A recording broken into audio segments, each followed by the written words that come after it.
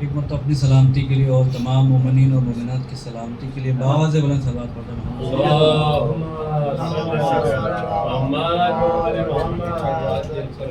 حضرات محترم، برادران ایمانی، معزز اور مکرم سامعین کرام، آج عشرہ مجالس کی یہ 5ویں مجلس ہے۔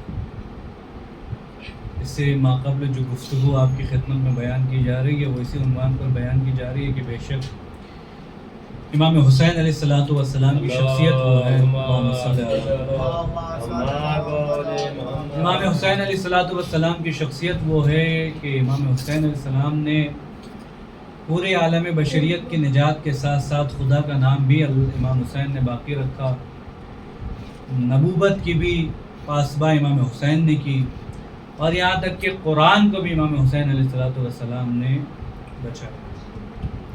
اگر امام حسین علیہ السلام کربلا میں اپنی قربانی نہ پیش کرتے تو جو دین ہم تک پہنچا ہے شاید وہ دین ہم تک نہ پہنچتا۔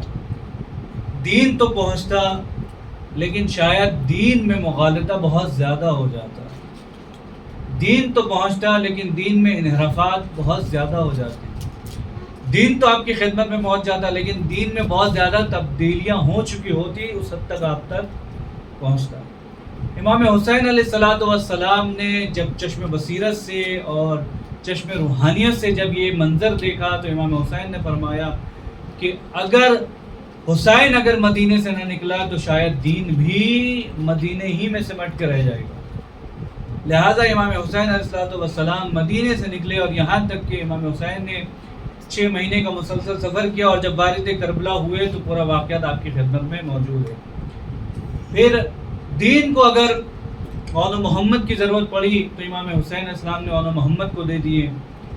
دین کو اگر جناب اکبر کی شہادت کی ضرورت پڑی تو امام حسین نے جناب اکبر کی شہادت دے دی۔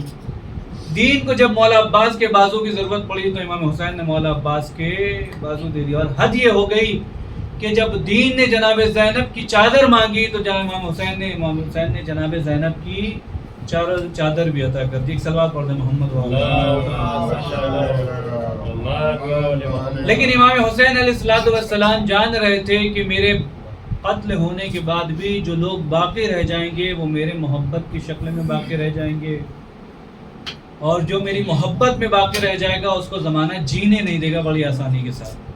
لہٰذا ایسے عالم میں بھی امام حسین علیہ السلام نے آپ کو یاد کیا، اور یاد کرنے کی مصلحت کو آپ کو میں سمجھانا چاہ رہا ہوں کیونکہ اس سے پہلے مجلس میں نے آپ کی خدمت میں شاید یہ گوشے بیان نہ کیے ہوں۔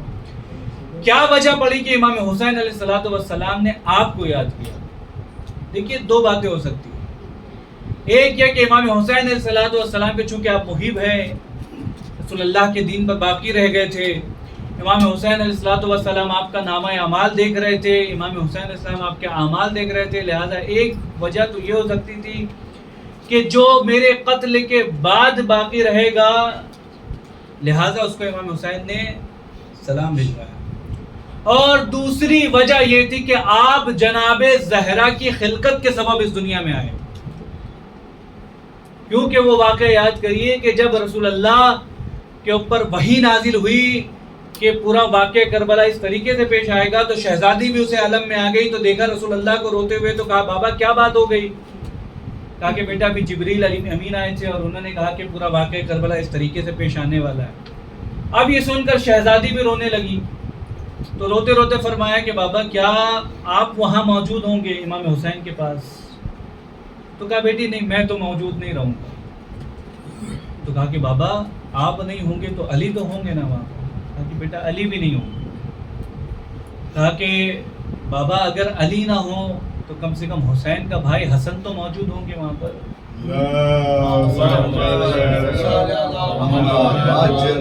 کہا کہ بیٹا عالم یہ ہے کہ کوئی واقعہ کربلا میں موجود نہیں ہوگا، حسین تنہا رہ جائیں گے۔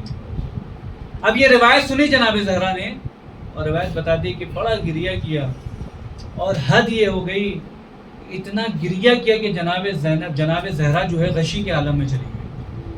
غش سے جب افاقہ ہوا کہا کہ بابا یہ میرا وہ بچہ ہے کہ جو رات میں اگر نہ سو تو میں بھی نہیں سوتی تھی، جس کے صرف عالم یہ کو میں تھوڑا سا مختصر اگر اس پہلو پہ اشارہ کر پایا تو جب جناب زہرا کا انتقال ہو گیا امام حسین کی عظمت کا اندازہ لگائی. کیوں جناب زہرا کو جب یہ پتہ چلا کہ امام حسین کربلا میں قتل ہو جائیں گے تو جناب زہرا جو ہے غش میں چلی گئی. کیا وجہ بنی؟ وجہ یہ تھی جب شہزادی اس دنیا سے چلی گئی، امام حسین کی عظمت کو سمجھیے گا، شہزادی اس دنیا سے چلی گئی اور مولا کائنات قبر پر بیٹھے ہیں، پانی دے رہے ہیں، قرآن پڑھ رہے ہیں، دعائیں پڑھ رہے ہیں، لیکن رات کی تاریکی میں روایت بتاتی کہ قبر سے آواز آئی. کس کو آواز آئی؟ مولا کائنات نے آواز سنی. کیا سنی؟ تاکہ مولا ابھی گھر جائیے، میرا حسین نیند سے بیدار ہو گیا، اس کو بڑی پیاس لگ رہی ہے. اب مولا کائنات دوڑے اور جا کے دیکھا تو امام حسین پانی طلب کر رہے تھے اور امام مولا کائنات نے تو واپس روایت کہتی کہ واپس مولا کائنات قبر میں آئے اور آنے کے بعد کہا کہ زہرا یہ بتاؤ کہ تمہیں کیسے معلوم کہ حسین پیاسا ہے؟ سوال بنتا ہے نا کہ تمہیں کیسے پتا حسین پیاسا ہے؟ کہا علی، میں رات کی تاریکی میں حسین کے پاس بیٹھا کرتی تھی. حسین کے بچپن کی عادت یہ کہ حسین کو پیاس بڑی لگتی، لہذا حسین کا حسب معمول یہ ہے کہ رات کی آدھی تاریکی میں اٹھتے پانی طلب کرتے ہیں. علی میں تو نہیں ہوں، اب میری جگہ پر آپ حسین کے پیاس کو بجھائیے گا، آپ رات کی تاریکی میں حسین کے پاس رہیے گا. یہ عالم ہے.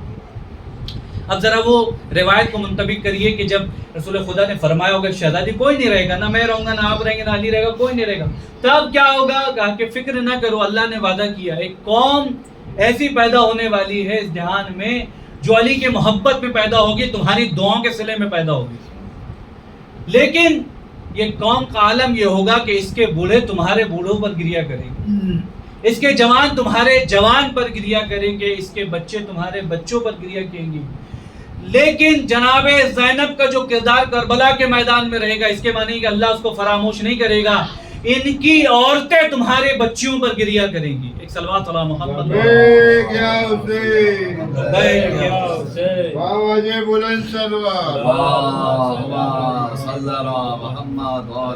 تو آپ شہزادی کے دعاؤں کا سبب ہے، آپ شہزادی کے دعاؤں کا نتیجہ ہے. نہ آگ، نہ پانی، نہ مٹی سے، ہوا سے ہم خلق ہوئے فاطمہ زہرا کی دعا سے. صلوات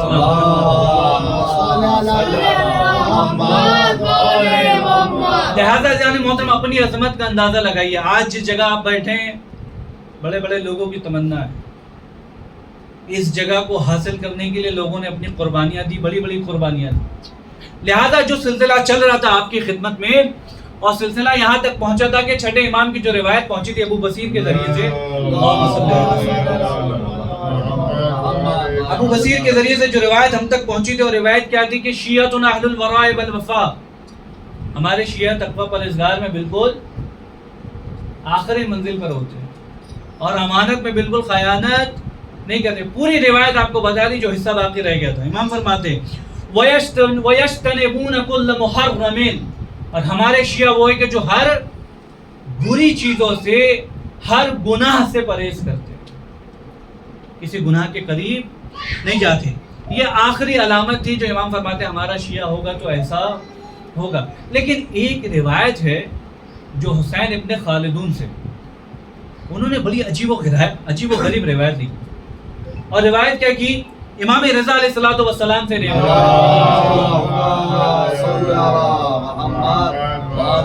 کہتے ہیں عن الحسین ابن خالد عن ابی الحسین الرضا علیہ الصلوۃ والسلام، ابی الحسن الرضا علیہ الصلوۃ والسلام قال شیعتنا المسلمون لامرنا، تاکہ ہمارے شیعہ وہی ہیں جو ہمارے حکم کے تابع، حکم کے پیروکار ہیں. ہمارے شیعہ وہی ہیں. الآخذون بقولنا، اور ہمارے قول پر عمل کرنے والے. المخالفون لأعدائنا، اور ہمارے دشمنوں کے بالکل مخالف. ابھی اس کی وضاحت کروں گا، جلدی سے پڑھ دیں. فمن لم یکن کذالک فلیس منا، پس جو ان صفات کا مالک نہ ہو وہ ہمارے شیعوں میں سے بالکل نہیں. دو تین باتیں ذرا توجہ فرما لے، بس بات ختم کرو. ہمارے شیعوں کی پہچان کیا؟ ہمارے حکم کو بجا لانے والے، ہمارے حکم کے سامنے سر تسلیم خم کرنے والے. اب عزیزان محترم، بات اگر یہاں رکی تو پھر اس کے لیے بھی ایک پورا اشارہ چاہیے کہ امام کے حکم کو جو بجا لاتے ہیں تو اس طریقے سے بجا لانا ہے کہ جیسے امام چاہتے ہیں، اس طریقے سے بجا نہیں لانا ہے کہ جیسا ہم چاہتے ہیں اور ہم یہ کہتے ہیں کہ امام بھی ویسا ہی چاہتے ہیں۔ شیطان کو کیا مسئلہ پیش آیا؟ شیطان یہ سمجھتا تھا کہ حکم ایسا ہونا چاہیے، لیکن خدا بند عالم کیا کہہ رہا تھا؟ خدا بند عالم نے کہا کہ نہیں، تم یہ سوچو کہ یہ حکم سجدہ کرنا چاہیے یا نہیں کرنا چاہیے، میں جو حکم دوں گا سجدہ اس کا کرنا چاہیے۔ میں نے کہا کہ آدم کے سامنے سجدہ کرو، اب تم یہ سوچ رہے ہو کہ بھائی آدم سے تو میں بہتر ہوں، آدم سے میں بہتر ہوں، لہذا آدم کو سجدہ کیوں کیا جائے؟ تو تمہارا سجدہ نہیں کہا۔ شیطان بھی کیا چاہتا تھا؟ شیطان نے یہی کہا خدا بند عالم سے، میرے اللہ آدم کو چھوڑ کر جس کو چاہ لے اس کو سجدہ کرنے کو تیار ہو، جس زمین پہ چاہ لے اس زمین پر سجدہ کرنے کو تیار ہو۔ لیکن اللہ نے کیا فرمایا؟ عبادت تمہارے مزاج کی نہیں ہوگی، عبادت میری ہوگی، جیسا میں چاہوں گا ویسے عبادت ہوگی۔ اگر عبادت کرنا ہے تو ویسے ہی بجا لاؤ جیسا میں چاہتا ہوں۔ اب امام بھی فرماتے ہیں ہمارا چاہنے والا وہی ہے جو ہر ایک حکم پر سر تسلیم خم کیا ہوا ہے۔ اب جو امام چاہتے ہیں آپ کو بھی عمل ویسے ہی کرنا ہے۔ اب آپ کو یہاں پر دخل اندازی نہیں کرنا ہے کہ مولا آپ کا قول مجھے سمجھ میں نہیں آ رہا، تو آپ کے ناقص ذہن میں امام کا قول کو کیسے آپ سنبھال لیں؟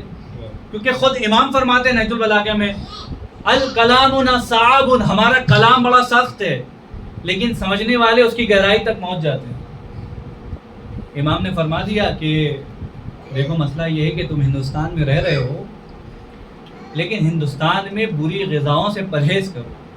بری غذا سے مراد آپ جو چاہیں لے لیں، غدیز بھی شامل ہو جائے گا، گندگی بھی شامل ہو جائے گی، اور گندگی سے اس لیے میں کہہ رہا ہوں کہ جو بھی غیر مسلم کے ہاتھ کا کھا رہا ہو بنا بر اسلام غلیظ غذا کھا رہا ہے، گندی غذا کھا رہا ہے۔ تو اب اس کے معنی کیا ہے؟ آپ امام کو مشورہ دیں گے کہ مولا آپ ہندوستان میں آ جاتے تو آپ کو احساس ہوتا کتنے کروڑوں ہندوؤں کے درمیان میں ہم زندگی بسر کر رہے ہیں۔ لیکن امام نے ایک قول بیان کیا، معلوم ہے کیا کیا؟ امام نے فرمایا لوگوں کے درمیان رہو لیکن رویہ ایسا بناؤ کہ وہ کہیں کہ بھائی ہاں یہ شیان علی ابن ابی طالب، لیکن بات جہاں رویے کو نبھانے کی آئے، جب بات تمہارے عمل اور عبادت کی آ جائے تو پرہیز کرو۔ امام نے پرہیز کا حکم دیا۔ اس کے بعد آپ بیٹھے بیٹھے یہ کہہ رہے ہیں کہ بھائی مولا آپ آئیے ہندوستان میں، آنے کے بعد دیکھیے کہ ہمارے لیے ضروری ہے کہ جب تک ہم اڈلی وڑا غیروں کے ہاتھ سے نہ کھائیں تو ہمارا ناشتہ نہیں ہوتا۔ بھائی ہوتا ہے کہ نہیں عام طور سے؟ اگر آپ چائے، دیکھیے چائے کسی مسلمان کے بھی ہاتھ سے پی رہے نا تو صاف صفائی کا خیال رکھیں۔ علامہ ہلی کو جب تقریر کے لیے بھیجا گیا، واقعہ سن رکھا ہوگا، میں جلدی نتیجہ دے رہا ہوں، گئے اور جانے کے بعد واپس چلے آئے تو بابا سے پوچھا کہ اوے تقی ہلی نے کہا کہ بھائی کیا بات ہے، تم نے تقریر کیوں نہیں کی؟ کہا کہ میں کس کے درمیان تقریر کروں، مجھے وہاں کوئی انسان نظر ہی نہیں آ رہا۔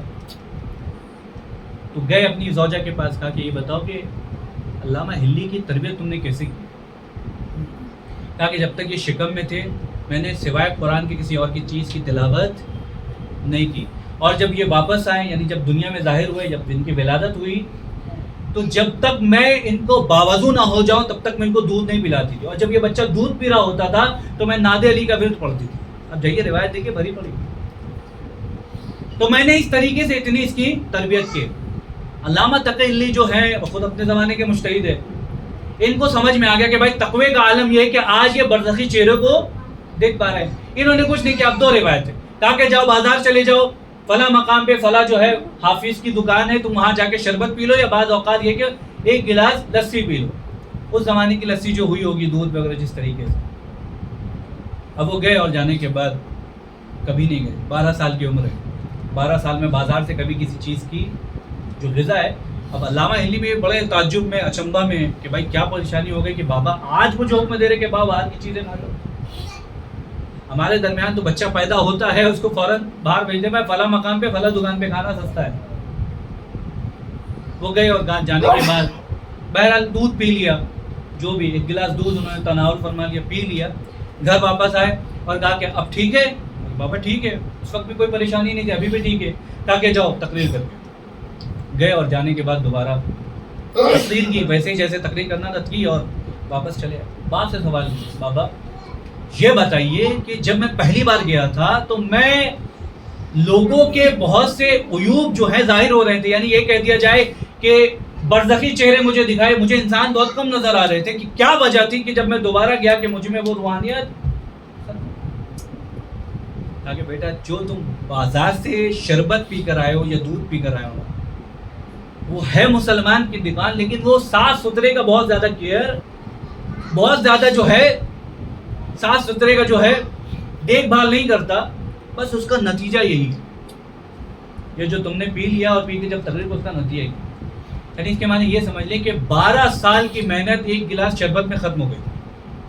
جس کی ماں نے بغیر نادے علی پہ کے بغیر دودھ ہی نہ پلایا ہو, جس کی ماں نے شکم میں رہنے کے بعد, علامہ علی کے بارے میں روایت یہی کہ جب یہ 4 سال کے ہوئے تو قرآن کی تلاوت کرنے لگے تھے, یعنی حافظ قرآن تھے. لوگوں نے پوچھا کہ بھائی کب قرآن کی تلاوت کی, یعنی کب حافظ بن گئے؟ کہا کہ میں, یعنی ان کے بارے میں کہا جاتا ہے کہ یہ آئے تھے بالکل قرآن حفظ کر کے ہی آئے تھے. یہ شخصیت ایسی تھی کہ خود جس کے امام زمانہ نے رہنمائی کی, امام زمانہ نے رہنمائی کی ہے علامہ علی, تو ظاہر سی بات ہے شخصیت کا عالم ایسا ہے. آج مجھے بتائیں کہ کتنی والدہ ہماری ایسی ہے جو بچے کو کم سے کم کھانا کھلاتی ہو تو قرآن پڑھ کے کھلاتی ہے.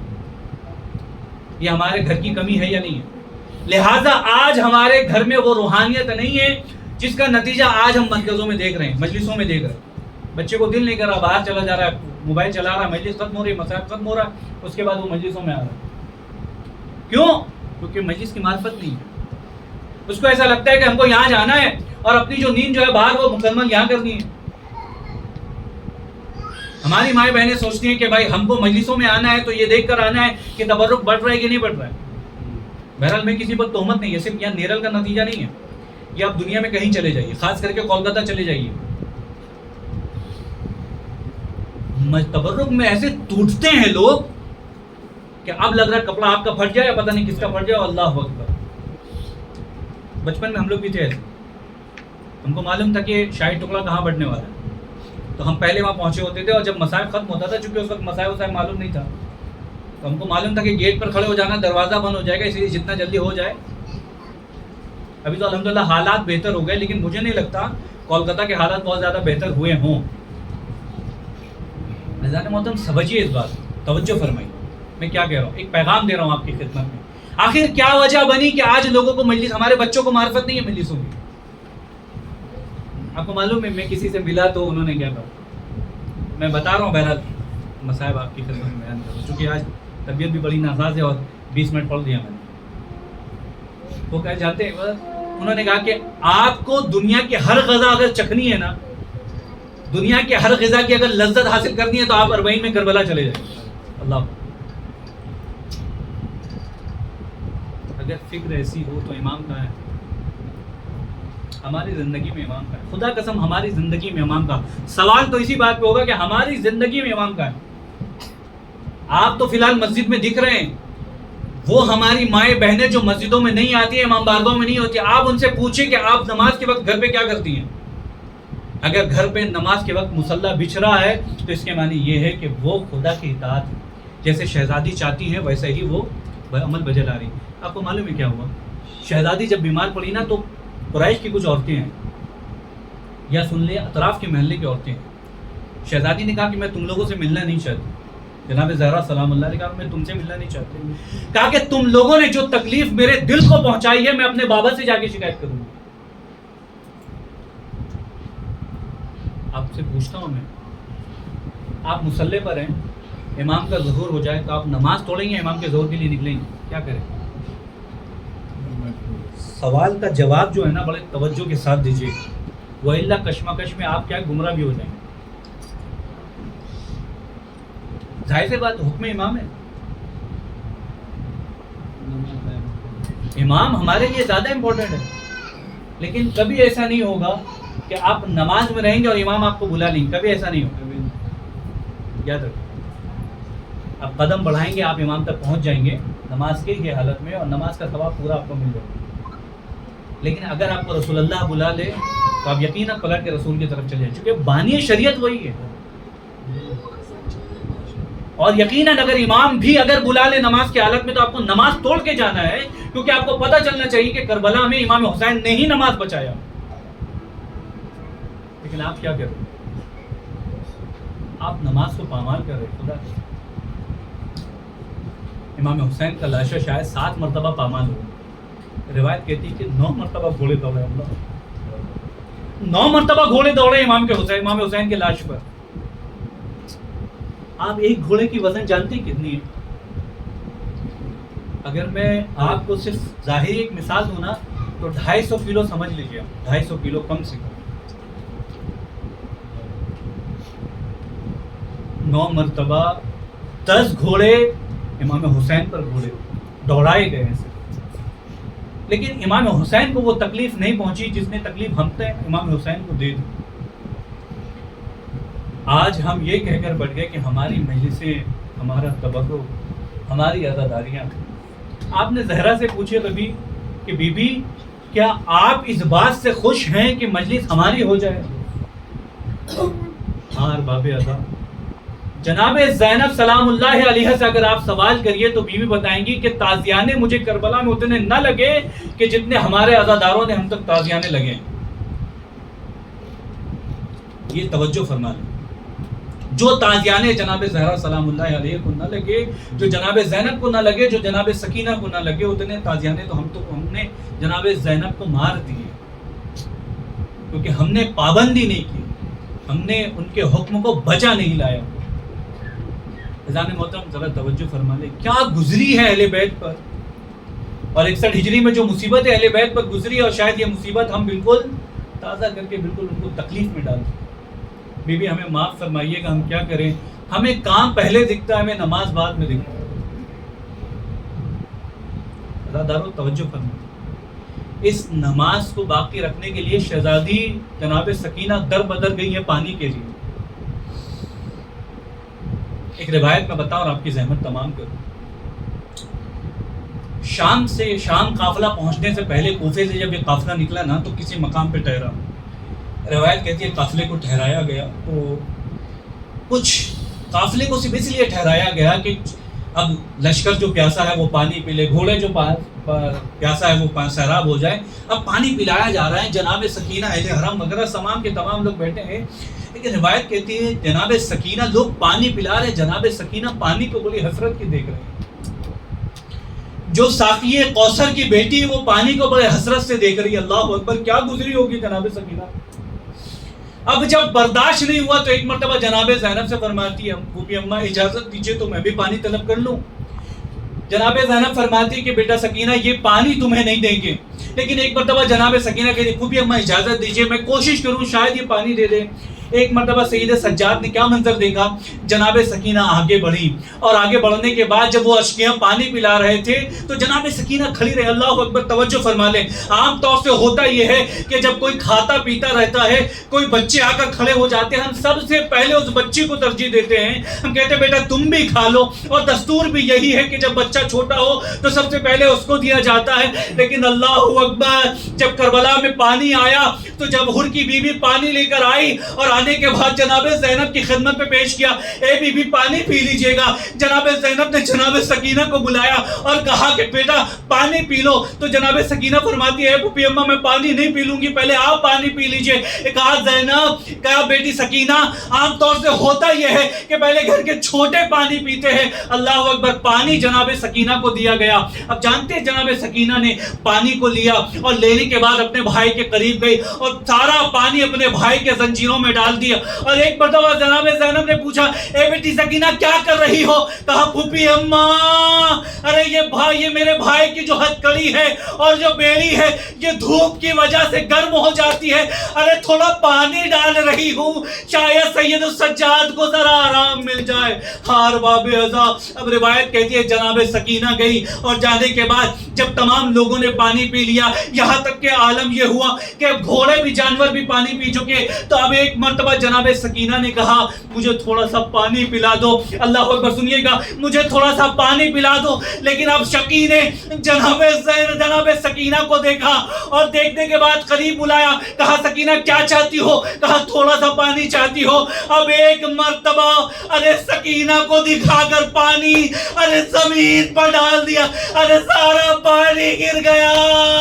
بچی کی آس ٹوٹ گئی. اب مقتل مکرم کے جملے ہیں. ارے جناب سکینہ نے فرات کی طرف دیکھا.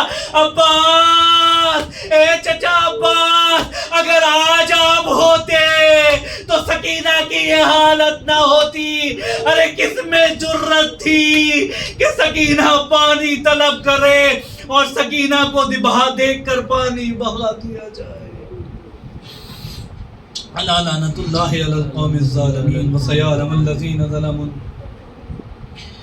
ایام قلبی ینقلبون انا للہ و انا الیہ راجعون رضا بقضائہ و تسلیما لامرہ.